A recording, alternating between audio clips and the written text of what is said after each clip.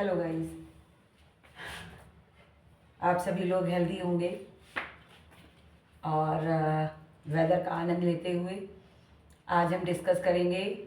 जो आप बच्चे स्टडी कर रहे हैं, समय बोर्ड की प्रिपरेशन कर रहे हैं, तो अब तो लास्ट स्ट्रोक है और उसमें मैं आपको बहुत ही इम्पॉर्टेंट चीज़ क्लियर करूँगी जो आप सभी के लिए बहुत ज़्यादा इम्पॉर्टेंट है।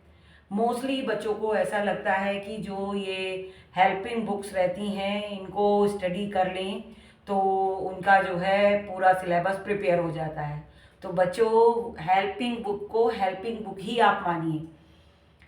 आपकी जो एनसीईआरटी की बुक्स हैं वो ज़्यादा जो आपको मार्क्स दिलाएंगी वो वही हैं, क्योंकि जब आप उस बुक से रीड करते हैं, उससे रिलेटेड जो चीज़ें उसमें दी हुई हैं उनको आप डीप पढ़ते हैं, तो जो आप लिखेंगे, जो नॉलेज आपको आएगा वो आपको आपके मार्क्स अच्छे दिलवाएगा। आपका कॉपी वर्क अच्छा होता है। हाँ, हेल्पिंग बुक जो है वो आप उनका यूज़ कर सकते हो। जैसे आप उसको थोड़ा बहुत रिवीजन के लिए लास्ट में अगर आपको लगता है कि टाइम कम रहता है आपके पास तो क्या करें, तो फिर आप उसको एक रिव्यू टाइप में आप उसका यूज़ कर सकते हो। और ये तो हो गई आपकी बुक्स की बातें कि आप कैसे अपनी स्टडी में किन चीज़ों को प्राथमिकता देंगे। मेरे ख्याल से आपको एनसीईआरटी की बुक्स को ज़्यादा कंसल्ट करना चाहिए। मेरा ये अपना आपको प्रेफरेंस जाता है। और जब आप ये सब कर ही रहे हैं और इसके साथ ही आप कोशिश ये करें कि आप अपने क्वेश्चंस में एग्जाम्पल्स यूज़ करें। उससे रिलेटेड अगर कोई डायग्राम है तो आप उन डायग्राम को बहुत अच्छे से रिवाइज करें, उनको बनाएं। घर में जितना आप प्रैक्टिस करेंगे वो डायग्राम के साथ अगर आप उस आंसर को करते हैं तो आपकी मार्किंग पे उसका इफ़ेक्ट आता ही आता है। क्योंकि देखिए बेटा, जो आप क्वेश्चन पेपर करोगे, एक एक क्वेश्चन कोई भी, चाहे वो शॉर्ट हो, चाहे वो लॉन्ग हो, चाहे वो ऑब्जेक्टिव हो, ये सभी एक एक मार्क आपके लिए वैल्यूएबल है। तो चूंकि आपको अपने नंबर को कहीं भी मिस नहीं कराना है, इसलिए हमारी पूरी कोशिश होनी चाहिए कि जो भी क्वेश्चन पेपर हम कर रहे हैं उसको हम कितना ज़्यादा बेहतर बनाएं और कैसे बनाएं। ठीक है, तो उनमें जो मेन मेन पॉइंट आता है उसको मैं एक बार और आपको रिवाइज करा देती हूँ। सबसे पहले आपको आप एनसीईआरटी बुक्स को ही कंसल्ट करना है।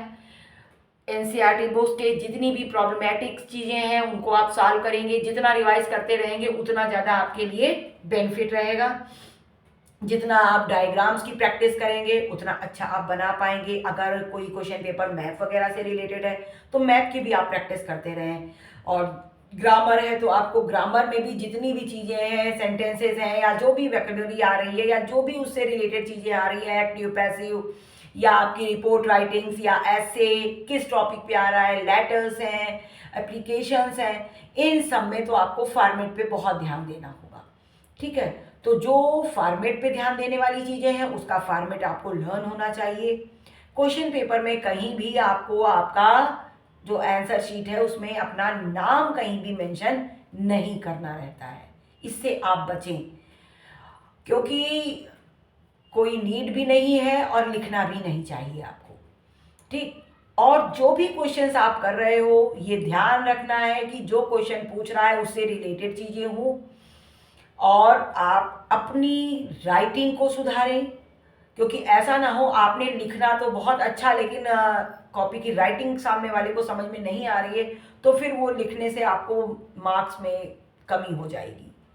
तो इस पे भी आपको ध्यान देना है। अगर लॉन्ग क्वेश्चन कर रहे हैं तो आप उसमें अपना ये ध्यान देंगे कि एग्जाम्पल्स है, अगर उसमें रिलेटेड आपको आ रहे हैं या कोई कोर्स उससे रिलेटेड आपको आ रहा है तो आप उसको भी उसमें मेंशन करते चलेंगे, जिससे आपका आंसर का लुक अच्छा आएगा। और जब एग्जामिनर कॉपी करेक्ट करेगा तो कहीं ना कहीं आपका जो इम्प्रेशन है वो भी बहुत अच्छा आएगा। तो एक बार मैं फिर से आप सभी को यही कहूँगी कि आप अपने एग्ज़ाम्स के लिए अपने माइंड को, खुद को बहुत अच्छे से एक तो ध्यान दे करके कि चीज़ों को कैसे आपको मैनेज करना है, ठीक है, बहुत पेशेंस के साथ आपको अपनी पढ़ाई रखनी है, अपना रिवीजन बराबर करते रहना है। जो टफ सब्जेक्ट हैं उनके लिए ज़्यादा टाइम चाहिए, जो थोड़ा आपको इजी लगते हैं उनके लिए थोड़ा टाइम कम करते हुए आप अपना क्वेश्चन पेपर शार्ट आउट करेंगे। ओके, आज के इस वीडियो में बस इतना ही। Thank you for watching my video. जिनको भी वीडियो अच्छा लग रहा हो वो कमेंट कर लेंगे, लाइक कर लेंगे, और जिन्होंने अभी तक सब्सक्राइब नहीं किया है वो सब्सक्राइब कर लेंगे। Thank you for watching my video. Bye bye.